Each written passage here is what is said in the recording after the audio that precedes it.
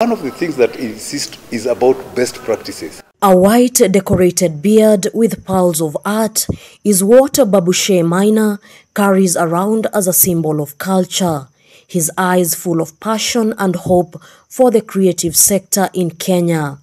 With over 30 years of experience in the sector, Babushe has fought with blood and sweat to elevate the Kenyan culture. Maina is the Nakuru UNESCO Creative City Alternative Contact, a title that was granted in 2021 after his hard work and advocacy. The UNESCO Creative City is a network of cities that have embraced culture and creativity in urban development. And this network was started in 2004, and right now we have about 330 members from across the world.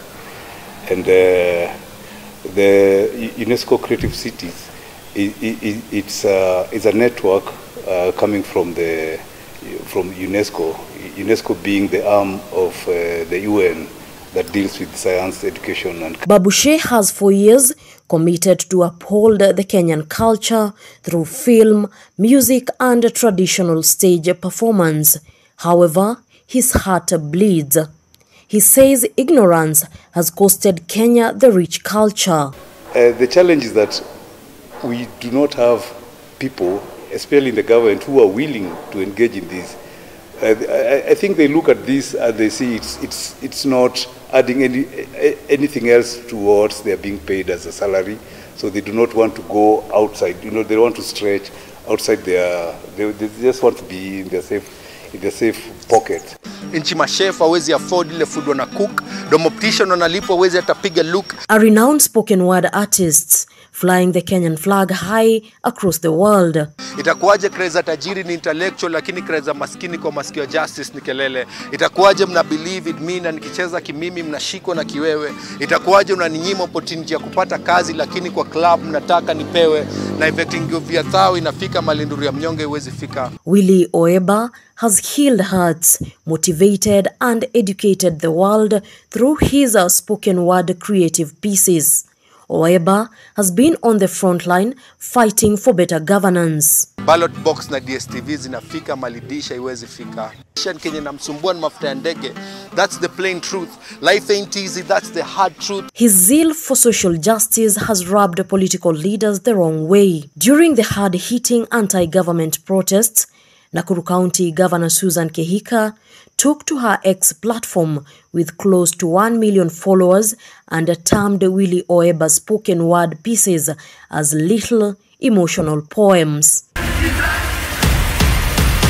The sentiments coming from a governor of a UNESCO creative city left the creative sector in shock.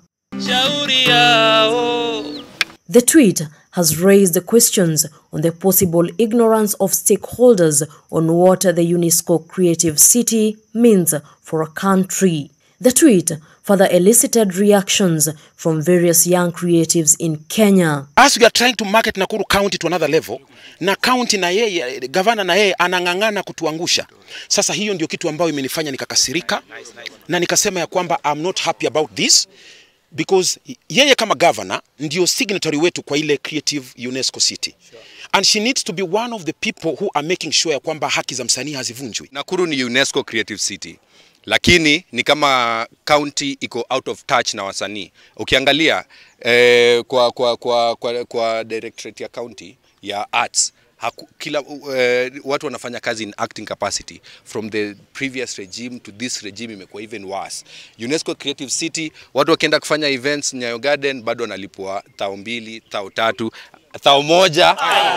And I'm here to address Susan Kehika. I know what she did. She went, an attack to one of us is an attack to all of us. Yes. Yes. And by the fact that she was saying that Oeba is emotional poems and little poems, my advice to her is she should stop speaking and do some work. Nakuru hatuna kazi. Hatuna governor na hakuna kazi yenye unafanya. Wacha kuongea na ufanye kazi. First of all, nataka kusema what is art without emotions? So Madam Susan Kehika, wacha kutusi wasanii. Sauti yako paza shujaa, simama mstari mbele wa kuone.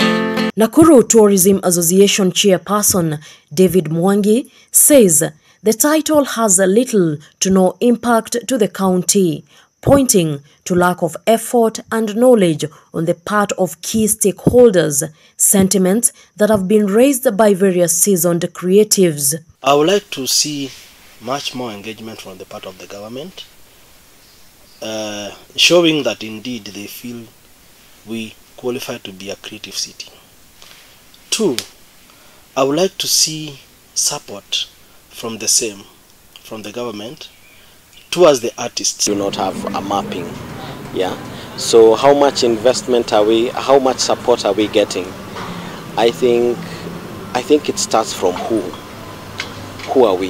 You know, the artists in Nakuru have not been understood who they are, and the fact that there are no structures to advocate for us, there are no structures to ensure that creatives are being catered for, is a big challenge. There's a lot of ignorance, and then there's a lot of gatekeepers, and there's a lot of misinformation, whereby we have people who pose to be creatives, but they keep on giving a lot of misinformation about where the industry is, how it's going, and all that, and they've been able to fool a few people to be able to follow that direction. Various creatives have said the title, if upheld with the seriousness it deserves, it could highly impact the country. Nakuru City, a cosmopolitan, is enriched with talent and culture. Ati no gokohe beria neke mamina nie direda ko heteria oria gwedete gokera makeria. From urban music, poetry, dance, painting, with hundreds of renowned artists in Kenya originating from the county. However, the creatives have been forced to seek opportunities from abroad, citing lack of support from the Kenyan government. I was in New York, na wanajua Nakuru kama base ya art, but kila mtu from Nakuru ametoka ameenda out, and we are in solidarity with all the artists from Nakuru. Kina DJ Shiti, kina Professor Hamo, kina Avril, hata Nyashinski ni wapa Njoro. Yes. But talent yetu yote inakuwa exported wapi? Mombi Wambogo, K24 TV, Nakuru County.